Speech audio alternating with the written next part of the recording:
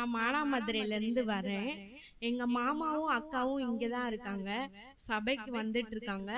மாமா மூலியமாவும் அக்கா மூலியமும் தான் பாஸ்டர் ஐயா வந்து எங்களுக்கு அறிமுகமானாரு. நாங்க எப்பவுமே ஐயா கிட்ட ஃபோன் பண்ணி ஒரு இருமலா இருந்தாலும் ஜுரமா இருந்தாலும் எதா இருந்தாலும் பாஸ்டர் அப்பாவுக்கு தான் ஃபோன் பண்ணுவேன். 10 மணியா இருந்தாலும் சரி, எந்த நேரமா இருந்தாலும் சரி, அப்பா தான் ஃபோன் எடுத்து ப்ரேயர் பண்ணுவாரு. ப்ரேயர் பண்ண ஒரு அரை மணி நேரத்திலேயே அது வந்து எப்படி சரியாகும்னே தெரியாது, சரியாயிடும். என்ன நேரமா இருந்தாலும் ஃபோன் பண்ணுவேன். அக்காவுக்கு ஒரு பிரச்சனை, அண்ணனுக்கு ஒரு பிரச்சனை, என்ன பிரச்சனையா இருந்தாலும் அப்பாவுக்கு தான் ஃபோன் பண்ணுவேன். ஒரு 6 மாசம், என் சின்ன பையனுக்கு 6 மாசம் இருக்கும் போது அம்மா போட்டிருந்துச்சு சிக்கன் பாக்ஸ். ரொம்ப கஷ்டப்பட்டோம். பெரிய பையனுக்கும் 5 வயசு, அவனுக்கும் போட்டிருந்துச்சு, இவனுக்கும் போட்டிருந்துச்சு. ரொம்ப கஷ்டப்பட்டோம். குழந்தை வச்சிருக்கவங்களுக்கு எல்லாத்துக்கும் தெரியும், குழந்தை ஒரு 9 வந்து அழுத ஜுரம் வந்தாலே ஒரு தாயோட மனசு எவ்வளோ கஷ்டப்படும்னு தெரியும். தூக்கம் இல்லாம ஒரு 3 நாள் 4 நாள் ரொம்ப கஷ்டப்பட்டோம். அப்புறம் ஒரு நாள், அந்த 4வது நாள் என்னால முடியல, அழுதுகிட்டே இருந்து டிப்ரெஷனா இருந்து ரொம்ப கஷ்டப்பட்டேன்.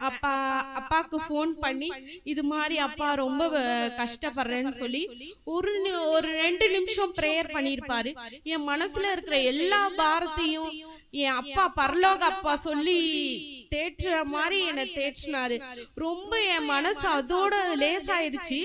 மறுநாளே போட்ட எல்லா அம்மாவும் அப்படியே சரியாயிடுச்சு. எப்படி ஒரு மிரக்கல் பாத்தீங்களா அப்பா மூலியமா. இப்ப ஏதாச்சும் ஒரு பிரச்சனைனா கூட எங்க வீட்டுல எங்க அம்மாவுக்கோ, இந்த உலகபூர்வமா அப்பா இருப்பாங்களா, அவங்களுக்கும் நான் கால் பண்றதே இல்லை. ஆவிக்குரிய அப்பா, பரலோக அப்பா, ஏசப்பா கொடுத்த அப்பா கால் பண்ணினா இந்த பிரச்சனை அப்படின்னு சொன்னா ஒரே நாள்ல அந்த பிரச்சனை சரியாயிரும்.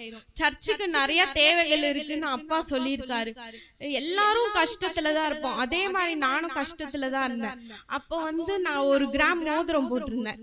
அதை வந்து நம்ம ஆண்டவருக்காண்டி கொடுப்போம் சொல்லிட்டு நான் அதை அடகு வச்சு கொடுத்துட்டேன். ஏகப்பட்ட கஷ்டம், அந்த கஷ்டத்திலயும் நான் கொடுத்தேன்.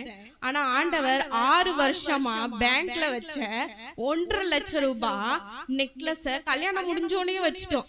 எல்லாரும் கல்யாணம் ஆரம்பத்திலே வச்சிருவாங்க, அதே மாதிரி நாங்க வச்சுட்டோம். அது என் கையில கிடைக்காது, அவ்வளவுதான், நான் அது போடவே முடியாதுன்னு நினைச்சேன். ஐயாக்கு கொடுத்து ஒரு 20 நாள்லே அதிசயமா அந்த நெக்லஸ் என் கையில வர கிருபை செய்தார் ஏசப்பா. அவ்வளவு அற்புதங்கள் செய்தார். நான் வீட்டுல இருக்கிறவங்க எல்லாத்துக்கிட்டையும் சொன்னேன், இது மாதிரி அப்பா ப்ரேயர் பண்றாரு சரியாகுதுன்னு சொல்லிட்டு. அக்காவுக்கு ரொம்ப பிரச்சனை வாழ்க்கையில, வந்து வீட்டுக்கு வந்து ப்ரேயர் பண்ணி எல்லாமே சொன்னாரு. 3 மாசத்துல சரியாகும்னு சொன்னாரு.